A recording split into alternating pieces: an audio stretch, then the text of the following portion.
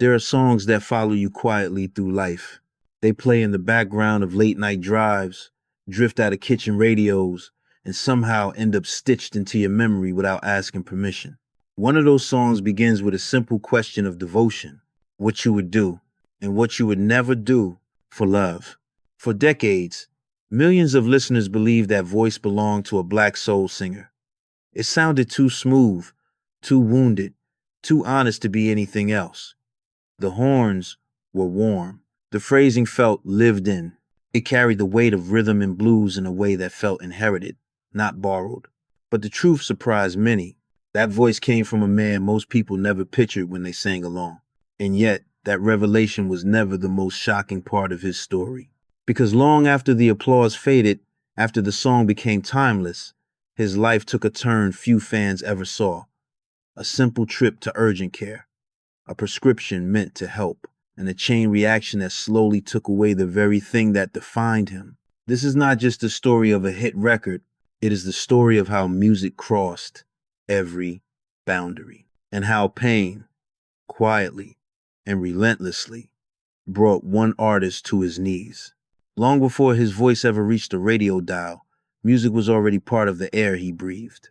He was born in the summer of 1951 inches, Manhattan, but his story truly began when his family moved south to Miami. His parents were entertainers themselves, the kind who understood stages, lights, and the quiet discipline behind performance. Music was not a dream in that household. It was routine, it was work, it was normal. As a child, he sang for family and friends, not for ambition, but for joy. Just to hear laughter, just to feel connection. Around him were the sounds of big band records, smooth crooners, and elegant phrasing. Frank Sinatra, Nat, King Cole, Tony Bennett. Voices that valued control, emotion, and restraint. But Miami widened his ears. As he grew older, his taste expanded beyond the living room. Rock and roll, jazz, rhythm and blues, the raw energy of the Beatles, the fire of Jimi Hendrix, the precision of Led Zeppelin, and most of all, the soul coming out of Detroit and Philadelphia. Motown Records, Marvin Gaye, the Four Tops, the Temptations, music that spoke directly to the heart. At 10 years old, his parents enrolled him in piano lessons. He practiced because he was told to. But it was the guitar that changed everything.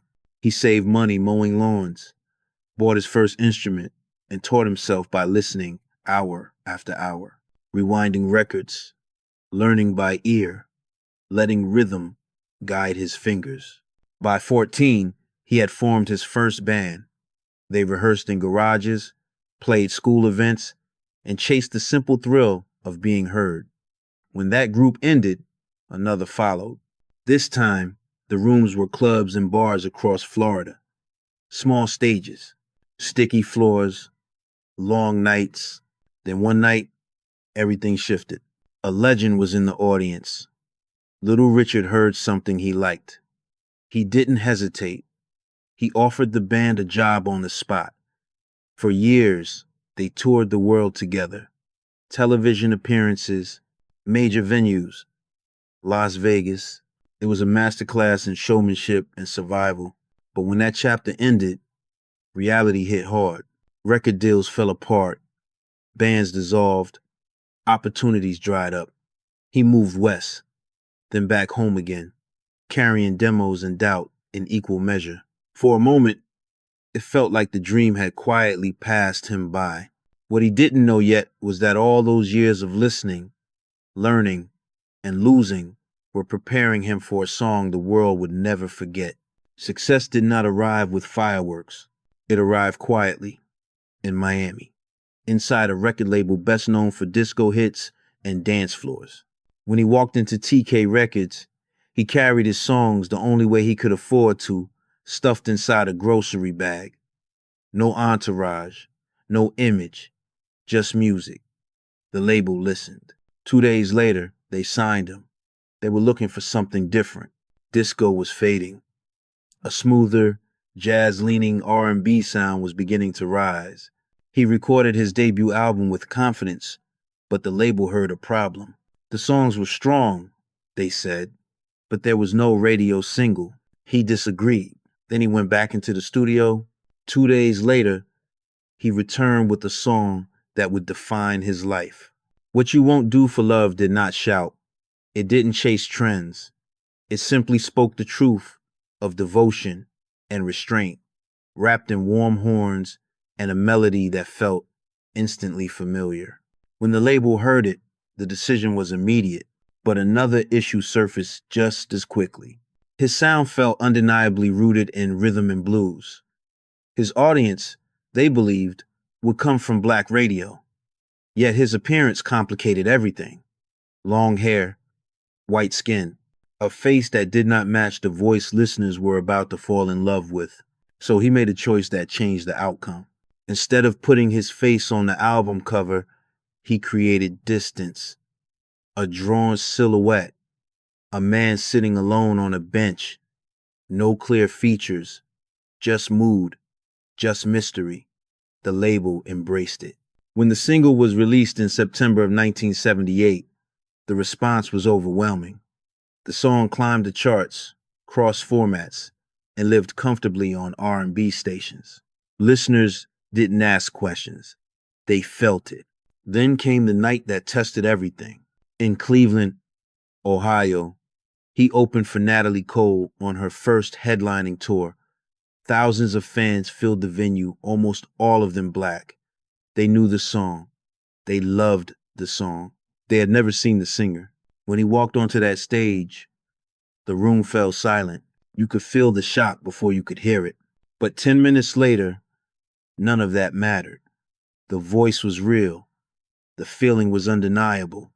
By the end of the set, the crowd was on its feet.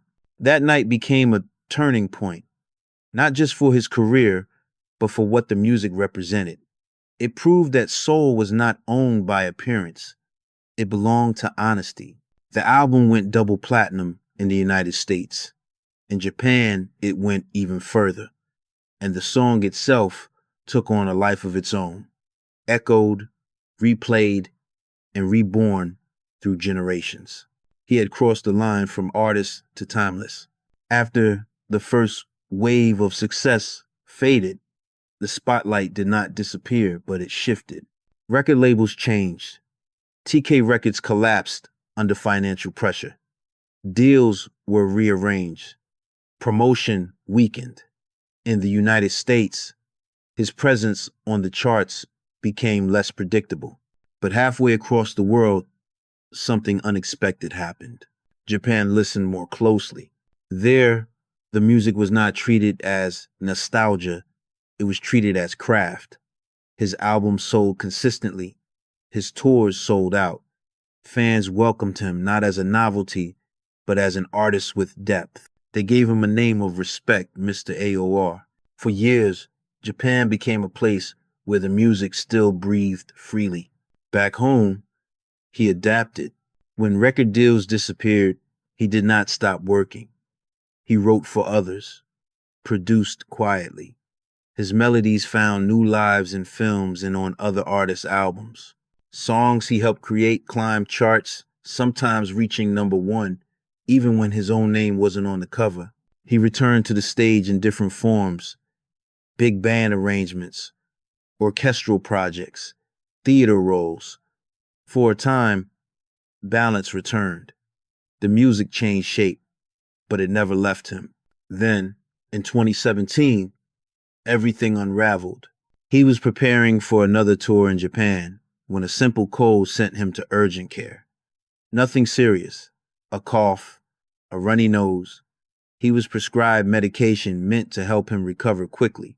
Instead, it did the opposite. Within days, his body began to fail him. He woke up unable to stand. His Achilles tendons were inflamed, then ruptured. Doctors were confused. They asked questions that made no sense. Had he jumped from somewhere? Had he injured himself? He hadn't. Further research revealed nerve-damaged peripheral neuropathy. Pain spread through his legs like fire. burning, hammering, relentless. Sensation disappeared from his fingertips. The hands that once shaped melodies could no longer feel the strings properly. But the bills didn't stop, so he kept performing, sometimes seated, sometimes with a cane, sometimes in a wheelchair. Night after night, he hid the truth from audiences, brushing off concern with jokes and excuses. Inside, he was suffering. Then came 2020. The world shut down. Touring stopped. Isolation set in. The pain intensified. Depression followed. His feet swelled so badly he could no longer wear shoes. Eventually, he made the hardest decision of his life. He walked away from music, not because he wanted to, but because his body had already taken it from him. In the United States, his story never fit neatly into a category. For black radio, his voice felt familiar long before his face was known. It lived comfortably alongside records from artists who defined rhythm and blues. When listeners eventually learned the truth, many didn't feel betrayed. They felt surprised and then strangely affirmed.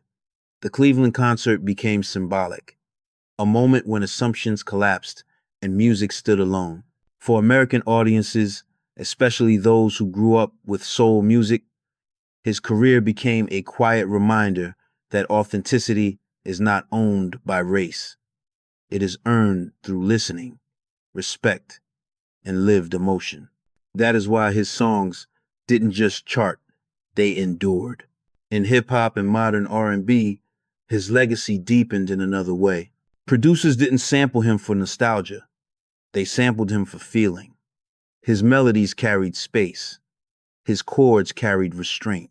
From Tupac to Common, his music became a foundation for artists telling stories about love, struggle, and reflection. Each sample was a form of recognition passed from one generation to the next. Outside the United States, the response was even clearer.